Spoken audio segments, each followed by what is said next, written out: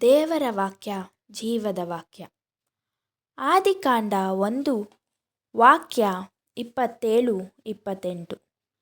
ಸೃಷ್ಟಿಸಿದರು ನರನನ್ನು ತಮ್ಮ ಹೋಲಿಕೆಯಲ್ಲಿ, ಸೃಷ್ಟಿಸಿದರವರನ್ನು ದೇವಾನುರೂಪದಲ್ಲಿ, ಸೃಷ್ಟಿಸಿದರವರನ್ನು ಸ್ತ್ರೀ ಪುರುಷನನ್ನಾಗಿ.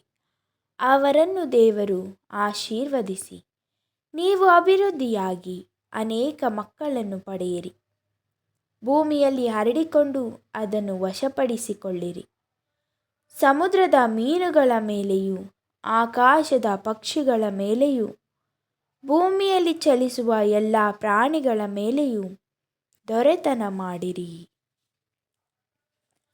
ಸೃಷ್ಟಿ ಸಮಸ್ತವನ್ನು ಉಂಟಾಗಲಿ ಎಂದು ಸರ್ವವನ್ನು ಉಂಟು ಮಾಡಿದ ನಂತರ ದೇವರು ನರರನ್ನು ತಮ್ಮ ಹೋಲಿಕೆಯಲ್ಲಿ ಸೃಷ್ಟಿಸಿದರು. ಸೃಷ್ಟಿಸಿದರವರನ್ನು ದೇವಾನುರೂಪದಲ್ಲಿ. ಹಲ್ಲೆಲೂಯಾ, ದೇವರಿಗೆ ಸ್ತೋತ್ರ. ದೇವರ ಹೃದಯ ವಿಶಾಲವಾದುದು, ಶ್ರೀಮಂತವಾದುದು. ದೇವರ ಹೃದಯದಲ್ಲಿ ನಮ್ಮ ಮೇಲಿನ ಪ್ರೀತಿ ಎಷ್ಟೋ ಆಳವಾದುದು.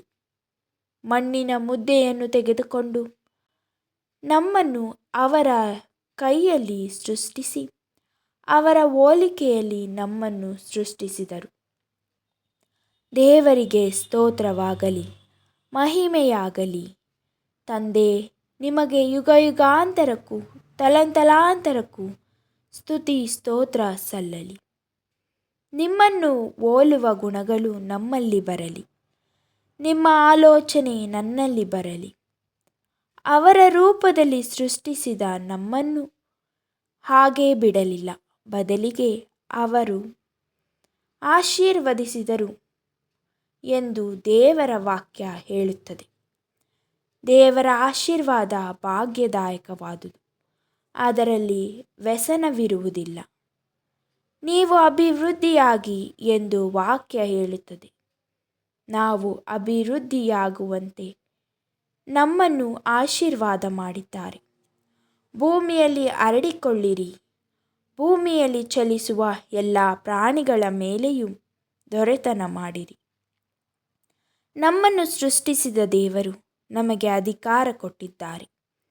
ದೇವರು ಕೊಡುವ ಆಶೀರ್ವಾದ ನಮ್ಮ ಕಣ್ಣು ಕಾಣಬೇಕು, ಕಿವಿ ಕೇಳಬೇಕು, ಮನಸ್ಸು ಗ್ರಹಿಸಬೇಕು. ದೇವರ ಪ್ರೀತಿ ವರ್ಣಿಸಲು ಸಾಧ್ಯವಿಲ್ಲ. ಅವರ ಪ್ರೀತಿ ಮಾನವನ ಚಿಕ್ಕ ತಲೆಯಲ್ಲಿ ವರ್ಣಿಸಲು ಅಸಾಧ್ಯ. ಆದಿಕಾಂಡದಿಂದ ಪ್ರಕಟಣೆ ಗ್ರಂಥದವರೆಗೆ ದೇವರು ನಮಗೆ ತೋರಿಸಿದ ಪ್ರೀತಿ, ಕರುಣೆ, ಕಾರುಣ್ಯ, ದಯೆ, ತ್ಯಾಗ, ಪರಿಶುದ್ಧತೆ, ಕೃಪೆ, ದೇವರನ್ನು ಅರಿತುಕೊಳ್ಳುವಂತೆ ಅವರ ಹೋಲಿಕೆಯಲ್ಲಿ ಸೃಷ್ಟಿಸಿದ ದೇವರು ನಮಗಾಗಿ ಶಿಲುಬೆಯ ಮೇಲೆ ನಮ್ಮೆಲ್ಲರ ಪಾಪ, ಶಾಪ, ವ್ಯಾಧಿಗಳನ್ನು ಹೊತ್ತುಕೊಂಡು ನಮಗಾಗಿ ಬಲಿಯಾದರು. ಅವರ ರಕ್ತದಿಂದ ಸೈತಾನನ ಬಂಧನಗಳಿಂದ, ಕಷ್ಟ ಸಂಕಟಗಳಿಂದ, ಕಣ್ಣೀರುಗಳಿಂದ ನಮ್ಮನ್ನು ಬಿಡಿಸಿದರು. ಸೈತಾನನ ಶಕ್ತಿಯನ್ನು, ಅವನ ಕೆಲಸ ಕಾರ್ಯಗಳನ್ನು ಯೇಸುವಿನ ರಕ್ತದಲ್ಲಿ ದಹಿಸಿ ಹಾಕಿದರು. ಯೇಸುವಿನ ರಕ್ತದಲ್ಲಿ ನಮ್ಮೆಲ್ಲರ ಪಾಪಗಳನ್ನು ತೊಳೆದು ಶುದ್ಧ ಮಾಡಿದರು. ಯೇಸುವಿನ ರಕ್ತದಿಂದ ಕೊಂಡುಕೊಂಡರು. ಅವರ ಅಮೂಲ್ಯವಾದ ಐಶ್ವರ್ಯವುಳ್ಳ ರಕ್ತದಿಂದ ನಮ್ಮನ್ನು ಕೊಂಡುಕೊಂಡರು. ಪ್ರಕಟಣೆ 5 ವಾಕ್ಯ 9. ಸಕಲ ದೇಶ, ಭಾಷೆ, ಕುಲ, ಗೋತ್ರ ಕೊಂಡುಕೊಂಡಿರುವೆ ನಿನ್ನ ರಕ್ತದಿಂದ. ಪರಿಶುದ್ಧವಾದ ರಕ್ತ ನನಗೆ, ನನ್ನ ಕುಟುಂಬಕ್ಕೆ ಭದ್ರವಾದ ಕೋಟೆಯಾಗಿರಲಿ. ನಮ್ಮ ಕಣ್ಣುಗಳನ್ನು ಮುಚ್ಚಿ ಪ್ರಾರ್ಥಿಸೋಣ. ನಾವು ಧ್ಯಾನಿಸುವಾಗ ನಮ್ಮ ಕಣ್ಣುಗಳ ಮುಂದೆ ಯೇಸು ರಾಜನನ್ನು ಕಾಣೋಣ. ಅಪ್ಪ, ನಿಮ್ಮ ಹೋಲಿಕೆಯಲ್ಲಿ ಸೃಷ್ಟಿಸಿದ ದೇವ, ನಿಮ್ಮನ್ನು ನಾನು ಸನ್ಮಾನಿಸುತ್ತೇನೆ, ಗೌರವಿಸುತ್ತೇನೆ, ನಿಮ್ಮನ್ನು ಮಹಿಮೆಪಡಿಸುತ್ತೇನೆ, ಆರಾಧಿಸುತ್ತೇನೆ. ನೀವು ನನಗಾಗಿ ಮಾಡಿದ ವಿಶೇಷ ರಕ್ಷಣೆಯನ್ನು ಧ್ಯಾನಿಸುತ್ತೇನೆ.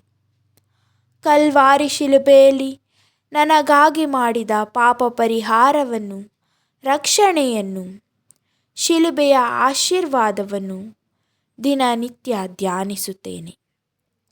ನನ್ನನ್ನು ನಿಮ್ಮ ರಕ್ತದಿಂದ ತೊಳೆದು ಹಿಮಕ್ಕಿಂತ ಬೆಳ್ಳಗೆ ಮಾಡಿದ ರಕ್ತವನ್ನು ಅಡ್ಡಬಿದ್ದು ಆರಾಧಿಸುತ್ತೇನೆ.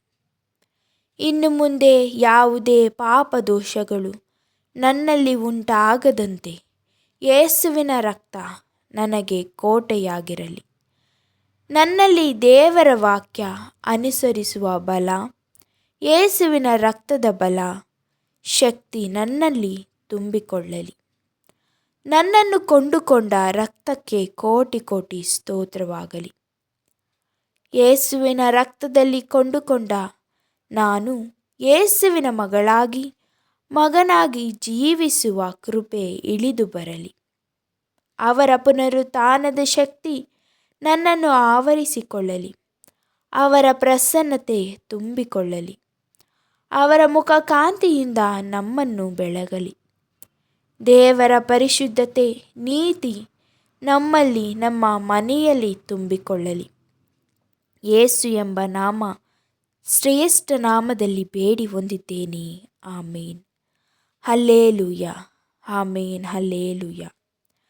Thank you Jesus. Thank you power of God. Thank you fire of God. Thank you almighty god.